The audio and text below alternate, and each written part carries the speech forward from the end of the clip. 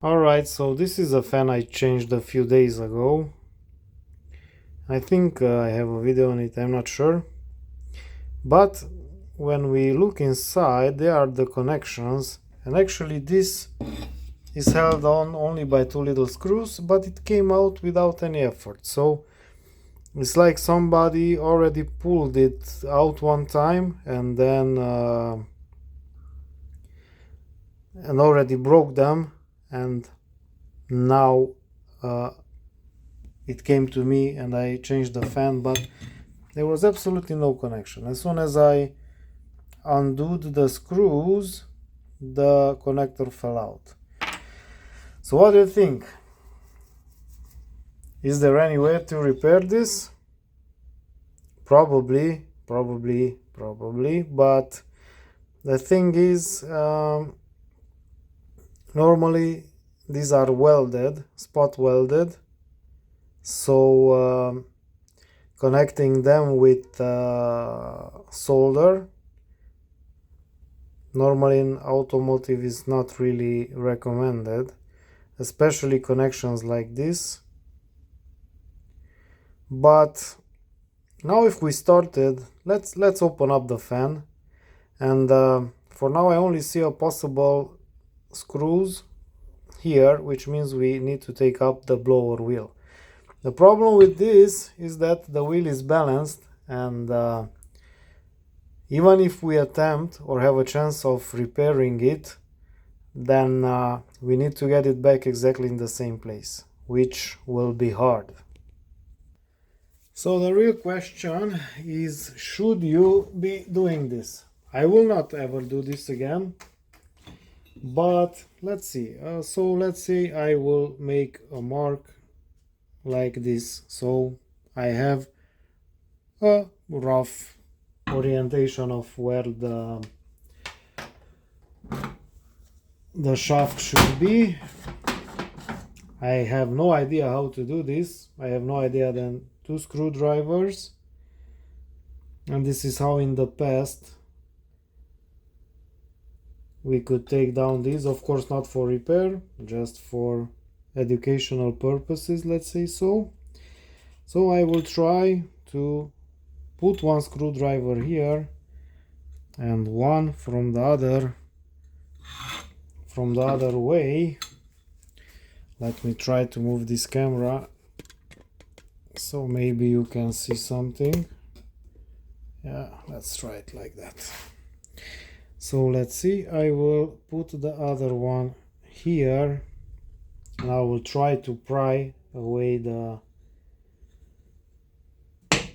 Okay, so it's out, and we have Torx, 3 Torx screws. I will not take this down unless necessary, so it was not so hard. So only the shaft itself has these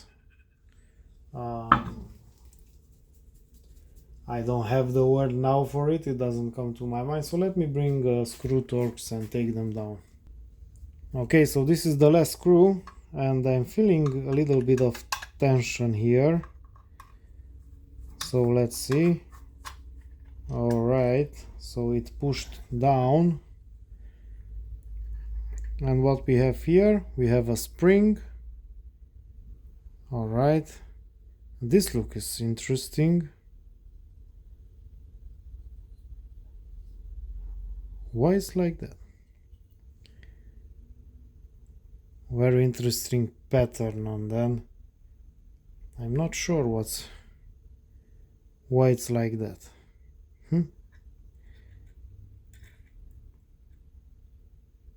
I have no idea. Maybe to hold have a rougher surface to hold the bearing, or the outside of the bearing, and here, so the spring cannot rotate. Who knows? Well, this is what we have inside. Yeah, a nice motor, brushless motor, and we have the motor connections. Alright, so in order to take this shaft out, more likely we have to pry down this part also, and I think then the shaft comes out. Without taking out the shaft, I don't see any way to repair the, or even try to attempt to fix the motor, because there is no way you can get inside there. So let's put the connector back. Yeah, and we see where we had the connections. Maybe the other way around? No. So I'm not sure what happened with this motor. Maybe we move them now? Yeah, probably. But there is a really long piece of copper missing on the middle. So maybe that's now somewhere inside. Nah. Alright, let's take this one down also. The same way. It's a little bit harder here, because you don't have space for two. And you can break this one easily. I mean, I don't care if I break it. This will never go to a customer again. Let's try a smaller one, which I don't have here. Oh, maybe this. Let's try. Nah, this is too small of a surface. How can we get this down? These are our only chances. So I will try to pry a little bit. Usually they move. We will rotate, move. Okay, it's coming. We just have, yeah, that's not a good sound. We need to have a little bit. Yeah, now it's gone. Probably if I tried now from both sides, it would have done something. But anyway, so now we are almost there. I thought now it would be easier, but it's not. So now it will break the whole thing apart before coming down. Alright, now it's going really hard. The other part came down really easily, but this one is much better mounted. Oh, come on. Okay, it's down. So it's the same on this side. I will take the rotor out if I can. It's probably the bearing is the one holding. A little bit of plastic thingy. Okay. And it's out. And this is the rotor. Really nice. Brushless, at least. Yeah. Sorry, so it's brushless. We have only the magnets, two bearings, and this is the shaft. And we have the stator inside. And a piece of wire is missing there. We don't take these two into account, but there should be a longer wire here connecting the fan. And I think besides the wire there should be a metal thingy like this, which I'm not seeing anywhere. Which leads me to the conclusion that this was opened already. The stator is probably glued, as I don't see any screw. So this is what's inside. Could this be repaired? Maybe. Maybe if you have a lot of patience, but here the wire is missing. And I'm not sure if it should or not have a metal like this, but In my opinion, there was at some point a metal like that. Or was it the wire straight away? What do you think? Can you tell from the marks? Yes.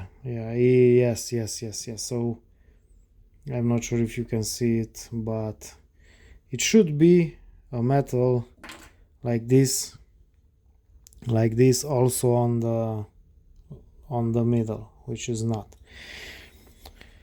So going back to our heater, how much can bending this affect the pins? So how many times did we bend them?